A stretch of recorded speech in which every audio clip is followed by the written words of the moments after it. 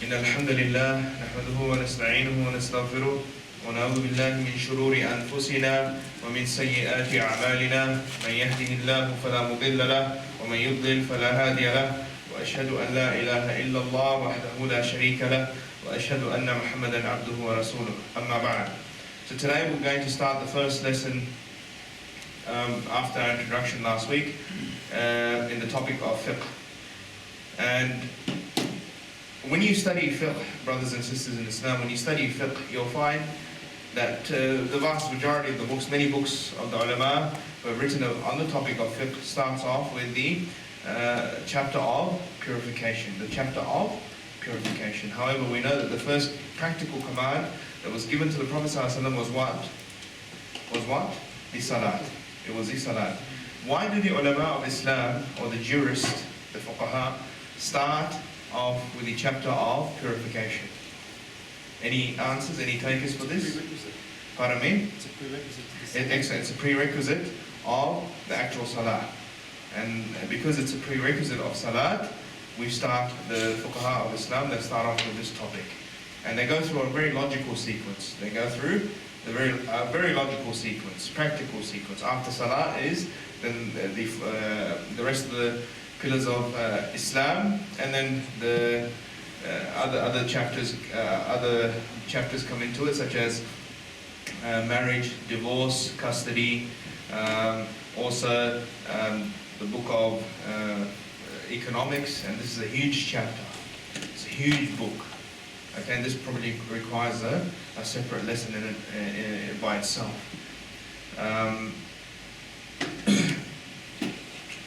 So with regards to us, inshallah, we'll start off slowly.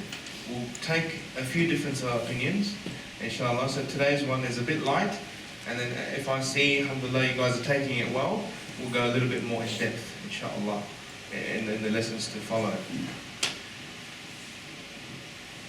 And know that what we are about to share with you is knowledge which is obligatory upon every single Muslim. Because every single Muslim needs to pray. It's a must upon them to pray.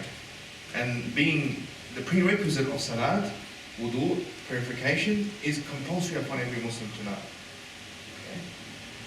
So this knowledge that you're learning is compulsory upon you to use. So let's start off with the types of liquid, or the types of fluids, or the types of water. Okay? Types of water, you'll find that the fuqaha or the jurists have many different opinions on this in terms of its categories. You'll find some have divided types of water into two categories. Okay? Others have divided it into three categories, where others have divided it into four categories. We are going to look at the three categories of water. Okay? The first category of water, the ulama have said, it is water which is tahur. Water which is tahur. What is this water which is tahur?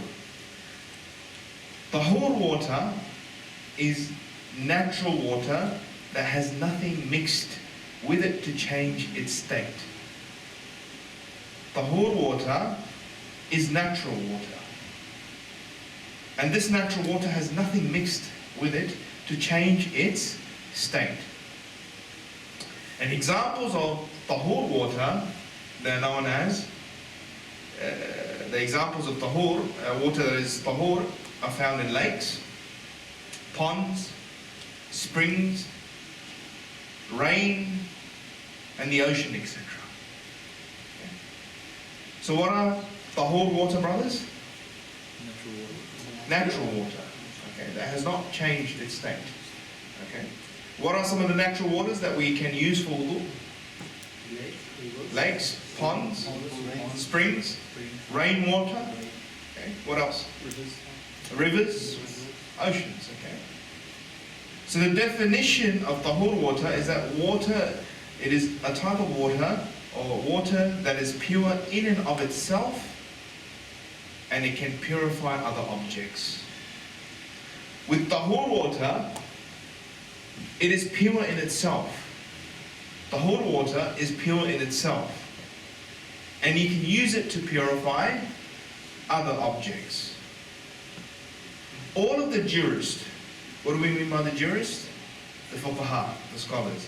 All of the jurists agree that all of this type of water, what type of water? Tahur water, are pure in themselves and they purify other things. Except, there's always a except, okay? There's some weak disagreement regarding water of the sea. And this was in the early century.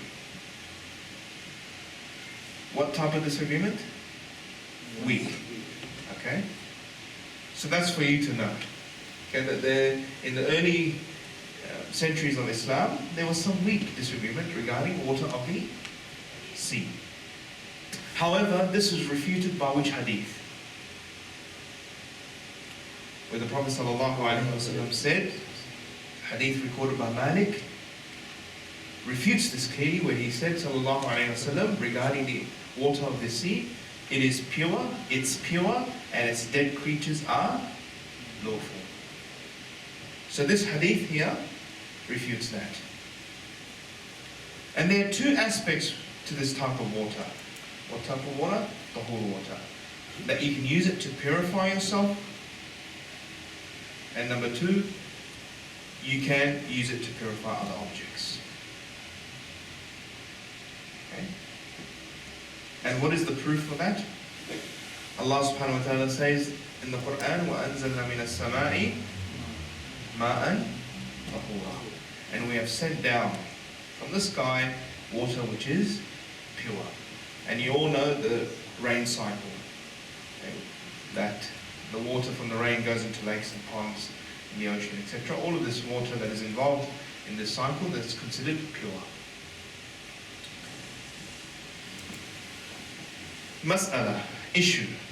Mas'ala means in English, issue, that we need to understand.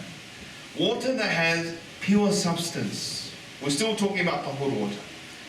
Water that has pure substance fallen into it or mixed into it, that cannot be separated, that's hard to monitor. Okay? It's not taking Tang or Ribena and putting it into your jug of water. We're not talking about that. We're talking about the mixing of pure substance that's hard to avoid, such as what? Stones. Algae. So you have large container of water and large storage of water, huge storage of water, and then what will form in this water? Algae. Or seaweed. Or some type of leaves fall into it. Or soil. What is the ruling on this water? Is this water considered pure? Yes. Yes. It's still considered pure and it can purify other objects. So this is the first category of water. What is the first category of water? Tahur. What did I say before? We started this category. We said the ulama have, the jurists have divided water into, but is there more, other jurists have divided it into other categories? Yes, 2 and 4, 3 and 4. Okay. And what else did we mention about tahur water? It can purify others. Okay. Now we go into the second category of water, which is known as tahir. Water which is tahir. And the definition of this is that every fluid or liquid or water that is pure in itself,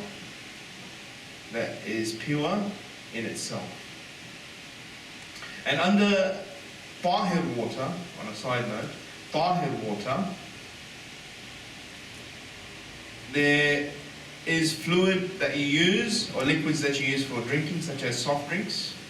Okay, this is considered tahir water. Tea, cordial, coffee, etc. So this is known as liquid that is tahir. It is pure in itself, but you cannot perform wudu with it. Okay. But we'll get into another topic, which is, can we use it to purify najasa with? Can you use it to clean najasa with? We'll get into this topic as well. Okay, a little bit later. But you cannot use coffee for wudu, for example. You cannot use green tea for wudu. You cannot use Pepsi or cordial drinks for wudu. Okay? This is known as tahir water. Any type of water that has pure substance mixed with it, whether its pure substance be large or small. Then you have water which is najas. Water which is najas. And this is water that has any impurities inside of it. Water that has any impurities inside of it, like urine. Okay. Now the question is, what changes the water from its state to tahur, from tahur to either tahir or najas? The criterion is very easy. That you take water and you mix cordial with it. Okay, for example, you mix cordial with it. When does it leave the category of tahur and change it to tahir? How can you tell? Well, you can tell by a judgment. So you have a cup of water here. You mix just a drop of cordial with it. Is it still considered water, or is it changed? So you have this amount of water here. You take a syringe and you drop one small drop of cordial with it.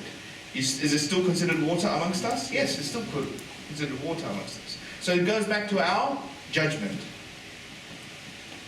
It goes back to your judgment. However, if you take half a cup of cordial with it and you mix it with this amount of water, would it then be still known as water, or would it be known as cordial juice then? Juice, yes. Then that's not considered water that you can use for wudu. Okay, so it goes back to your judgment. Okay. So that's with regards to tahir water. It goes back to your judgment. Okay.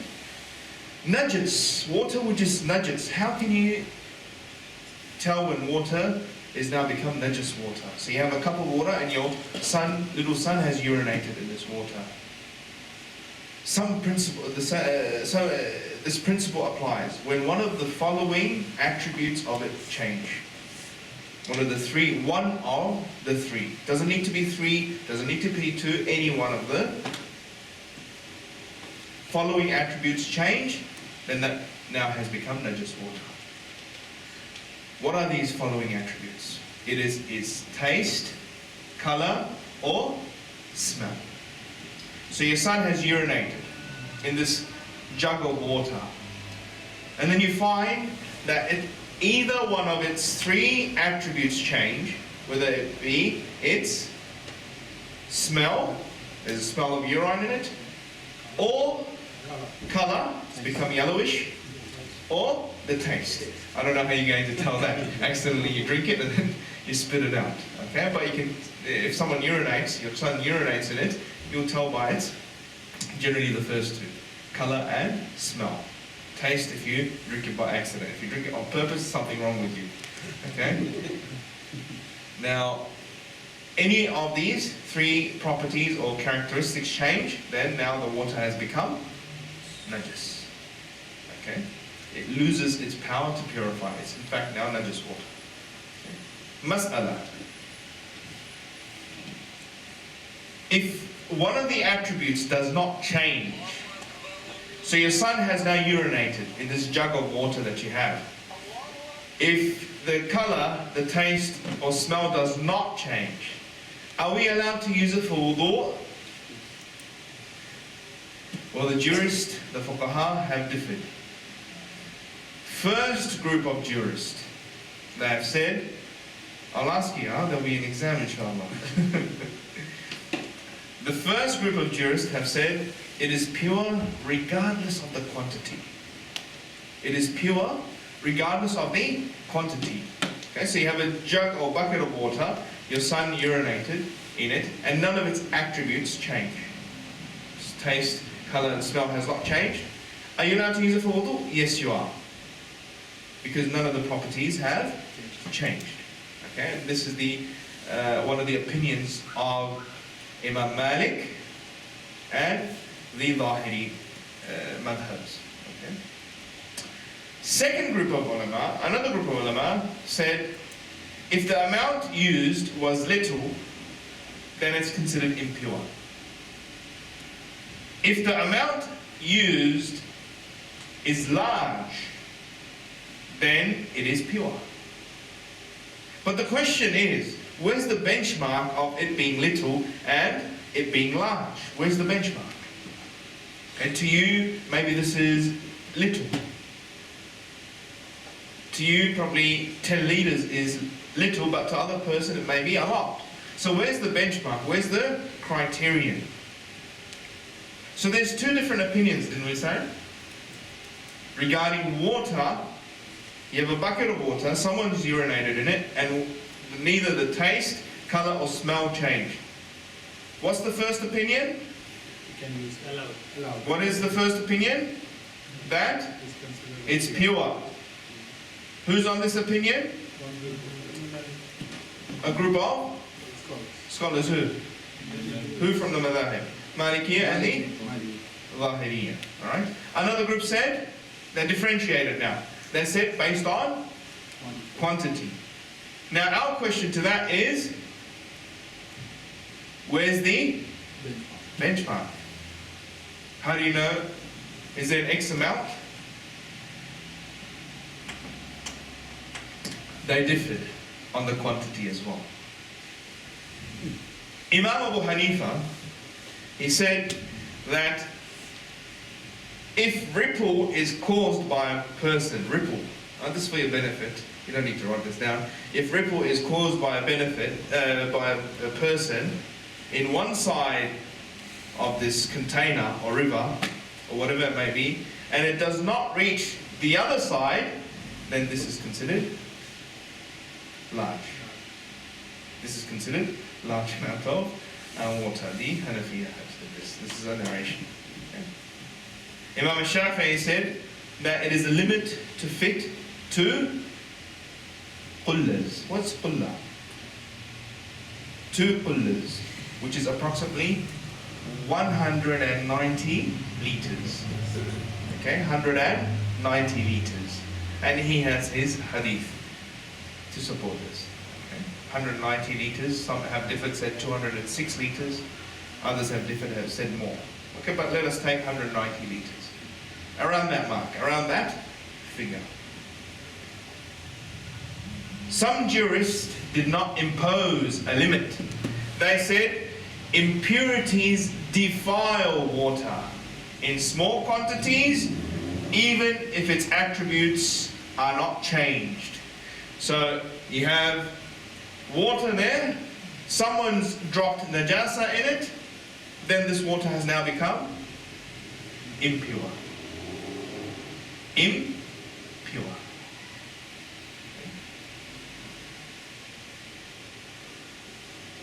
So what is the strongest opinion?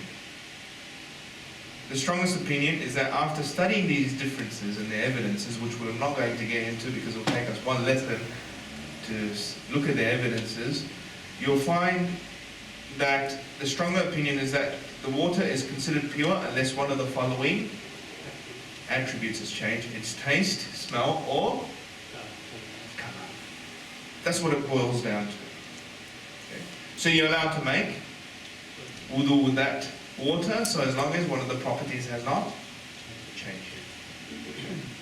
Others said you're allowed to make wudu with it, but it's undesirable, makruh.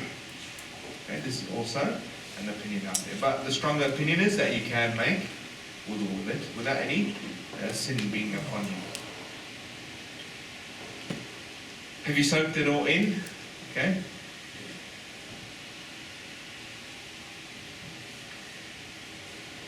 Now, we go on to the second part, that is any water that is mixed with pure substance. We've learned this in Tahara, we just touched on it. Any water that is mixed with pure substances, as long as you can call it what? Water, you're allowed to use it. You're allowed to use it for purification. As long as it's called, still called, water. And this is the case of what? Swimming pools. This is the case with swimming pools. Swimming pool has a lot of chemicals in it, does it not? chlorine, and other chemicals. But is it still called water? Yes, it's still called water. So can you use it for wudu? Yes, you can use it for wudu and to purify yourself with, because it's still called water. Is that understood, brothers? Water, so we passed that. Water that is now mixed with cleaning agents, such as detergent. And it changes now its property. It changes its properties, one of its properties. Can it be used for wudu? No, it cannot be used for wudu. So, detergent water, can you use it for wudu? No. But can you use it to purify najasat? Yes. You can use it to purify najasat. However, according to some ulama, the only thing that you can use to purify najasat, your son has urinated on your thawb, on your short, the clothing. The only thing that you can use it to purify this is pure water, not detergent water. So to them, you cannot take it to the dryers, you cannot clean it with soap water. Okay? So you have water there mixed with detergent. The correct opinion is that you can use it to purify your thawb, or purify from najasat. Okay? But other ulama have said, no, you cannot. No, you cannot. Okay? Now,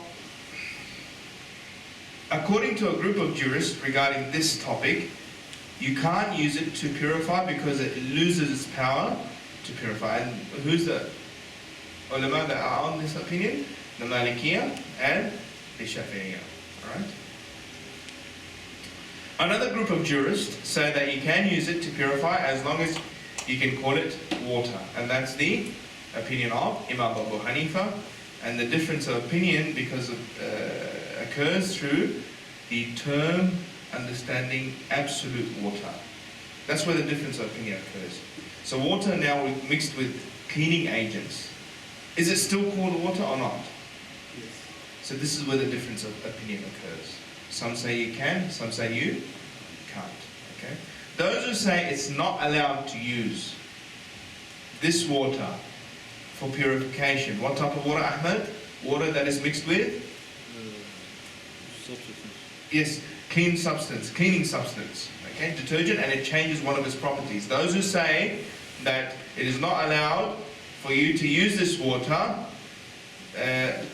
such as rose water, etc., they say the term absolute water does not apply to this anymore because it's not called absolute water to them. Okay? However, the correct opinion is that you can use it to clean najasat. You can use it to clean najasat. Let's take an example. Your son has urinated on your clothes again, going back to that same example. Can you use this water to purify yourselves? Yes, you can, because of the following evidences. Okay? Istijmar. Number one, istijmar. What is istijmar? No? Istijmar. Istijmar is cleaning yourself after you go to the toilet with using dry materials. Using dry materials. In the time of the Prophet ﷺ, they used to use rocks. Okay, they used to use stones. So can you purify something using dry materials? According to this hadith? Yes, you can. Are you with me, brothers? Okay. Second opinion is, or second evidence is the hadith of Salama radiallahu anha. She went to the Prophet ﷺ, as you know that the men have to have their clothing above the ankles, and the women, they're allowed to have that their clothing dragging, their dress dragging on the ground. So Salama asked the Prophet ﷺ, said that that we can't walk, whenever we walk, the najasat will come onto it from the earth. Okay, if there's any najas on there, it will come and touch our dresses.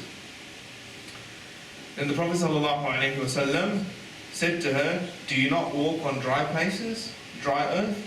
She said yes. Then the Prophet ﷺ said, then this will purify that, meaning this dry earth will purify any najasat that it gets on, that gets onto your dress. So this hadith also shows us that you can use dry materials to clean najasat. Okay.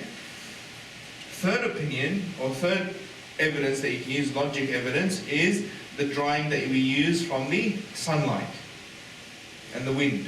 Okay? Sometimes you have some sort of najas on the ground, on the floor, but the sun dries it out completely. Does it not? So from this logical evidence, we can say that yes, the sun can also clean najasat, impurities. Okay. Also, a fourth evidence that is used to support that you can use water that is mixed with pure substance to clean najasat is the hadith, what the Prophet ﷺ said to Atiyah. Atiyah was the one who did what? Atiyah was the one that washed the Prophet ﷺ's daughter's body. And the Prophet ﷺ said to her that bathe her with water and sidr. Sidr is a type of leaf. And in the last course of washing, add some camphor. It's a type of material that they use for washing the dead body. Type of scent. Okay. So from this, we learned that Prophet ﷺ told her to mix water with what? With camphor. Alright? So yes. And so these are the evidences that is used to prove that you can use water that is mixed with cleaning agents. Okay? Pure substance. And if one of these three attributes of the water has changed, you can still use this for purifying najasat. But can you use it to make wudu? No. Okay? But can you use it to purify najasat? Yes. Are you with me, brothers? Okay? Those people who say no, life is very difficult for them. Why? Because they have to find clean water now. Not clean water, but pure water that has not been mixed with anything to clean that. Okay? That's why some of them say, the modern day followers of this opinion say that yes, you can use detergent water, but mix it once, wash your clothes, which has urine on it, or any other type of najasat, once with pure water, so that you are safe. Okay? But however, the opinion that we take is that you can use detergent water to clean your clothes with. Okay.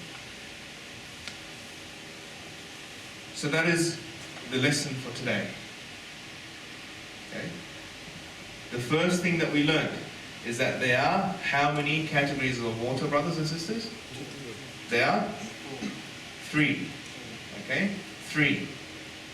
But are there ulama that have divided it into others? Yes. 2 and 4. Okay. We have taken, in this class, 3 types of water. Water that is tahur. And what is this water? Pure water. Yes? Ponds, lakes. So if you go camping next time, you see a pond, you're allowed to make wudu from this pond. You see a river, you're allowed to make wudu from this river. Okay? What else? Ocean. So you're fishing, you can go to this water and make wudu from it. Okay? However, we mentioned that there was a difference, weak difference in the early stages of Islam. What is this weak opinion on regarding seawater? And what's the hadith used to refute this weak opinion? Whatever is in that in the sea is. Yes, the Prophet ﷺ said it is pure and its dead creatures are pure. Okay. We also mentioned regarding tahur water that there are 2 aspects to it. You can use it to clean yourself and clean other objects. Then we moved on to the other type of water, which is known as tahir water. What is tahir water? Water that is mixed with pure substance. Okay, water that is mixed with pure substance. Okay, like what, for example? Underneath this category of water, there are soft drinks, cordials, etc., juice. Okay, fizzy. Okay, and we also mentioned a 3rd type of water that is najas water, and this is water that is mixed with the types of najasat. Okay, And then we mentioned another point, an issue. If one of the attributes does not change, are we allowed to use it for wudu? Yes. The water that is mixed with najas now. If one of the attributes does not change, are we allowed to use it for wudu? Yes. We're allowed to make it wudu with it. Okay? And then we mentioned, wasn't there a different opinion on this? Yes. Yes. Some opinions, some scholars say, The quantity is more. they said based on quantity. Others said No, it is pure regardless. It is pure regardless of the quantity. Others said that let us look at the quantity. And what was the quantity? What's the difference of opinion regarding the quantity? Yes, there's no benchmark. There's a benchmark. What's the benchmark? What's the opinion regarding it? What's the opinion of Imam Abu Hanifa? Rahmatullahi alayh? It doesn't raise the other side. The ripple. The example of the ripple. Okay, this is considered, if the ripple does not reach the other side, meaning that it's large quantity. Okay, what's the opinion of Imam Shafi'i? 2 kullah. How much is the 2 kullahs? Approximately 190. 190 liters. And what did other fuqaha say? 200 and That's but the other opinion regarding the quantity. They did not allow. impose a limit. They did not impose a limit. They said water does not get, or impurities does not defile water. Defile mean make it najis. It does not. Impurities does not make water najis, regardless of the quantity. They said. Okay. The quantity of what's being contaminated? Or The quantity how of much the- being contaminated? The quantity of the water. Okay. It's being contaminated. Yeah, that's being contaminated. Okay. So after studying the differences, what did we learn from this? We allow it. Yeah, if What's the strongest opinion? if If one, not clear, if none of them The is three three are not taste. It's the taste, colour, or smell. taste, color, or smell. Then it's okay. Okay. Then it's okay to use. If it changes, then it's not permissible to use. Okay. So that's our lesson for today.